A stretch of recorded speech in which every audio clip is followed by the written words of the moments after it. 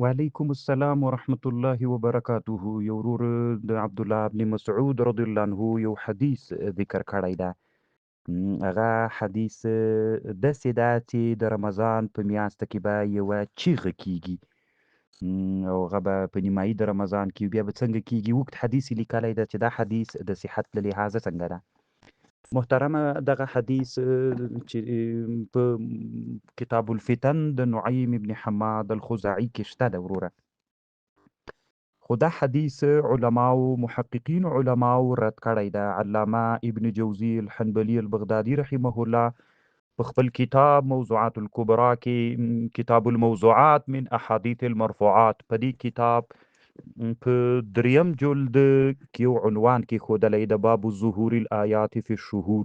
هلته یې همدغه حدیث راوړی ده او بیا یې لیکلي دي هذا حدیث موضوع علی الرسول صلی الله علیه وسلم.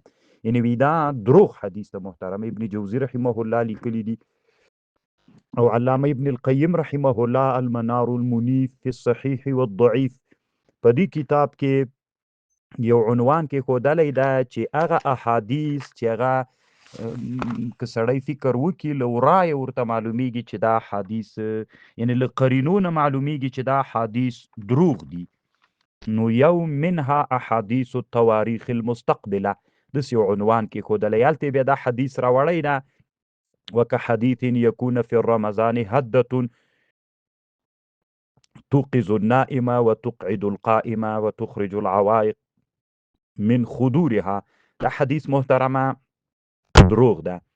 علامه ابن القیم رحمه الله په منار المنیف کې سلمه صفحه کې دغه ذکر کړی ده وروره. الله دې جوړ لره کامیاب. السلام علیکم ورحمت الله وبرکاته. د حماسي کاروان د ګروپ ټولو ملګرو الله پاک مو روغ جوړ لره. الله مو حافظو ناصر سای ورور قاری ابو رواحه په نامه باندې د لوګر ولایت د څرخ ولسوالۍ نه پوښتنه کړې. د ورور پوښتنه داسې ده چې که چیرته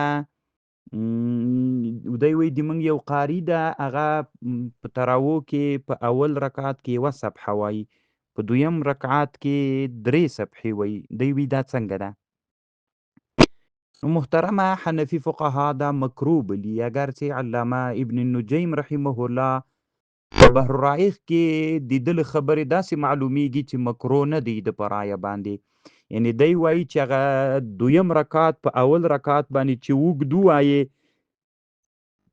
چې له 3 آیتونه نه زیات ویل سي پکې.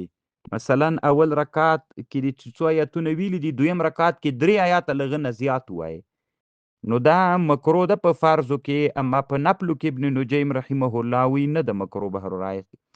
اما عام حنفي فقها دا مکروه بلی. محترمه امام حلبی رحمه الله د مامونیه شارح هم دا خبره لیکلې ده بل الاولى والاصح کراهه اطاله الثانيه على الاولى في النفل ايضا الحاقا له بالفرض فيما لم يرد فيه تخصيص من التوسعه.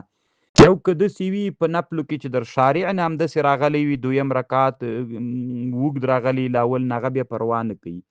او د دور المختار متن هم همداسې د شامي رحمه الله په مسله باندې بحث کړی وروره. که خبر دا کراهیت تنزیهي ده، نو اول رکعت دویم دواړه دي مساوي ووایي، او دا چې اول رکعت کې لږ وایي یوه صفحه او دویم رکعت کې ډیر وایي، نو دا محترمه د احنافو مذهب باندې اختلاف شته پکې، خو خلاف الاولا ښه کار نه ده وروره.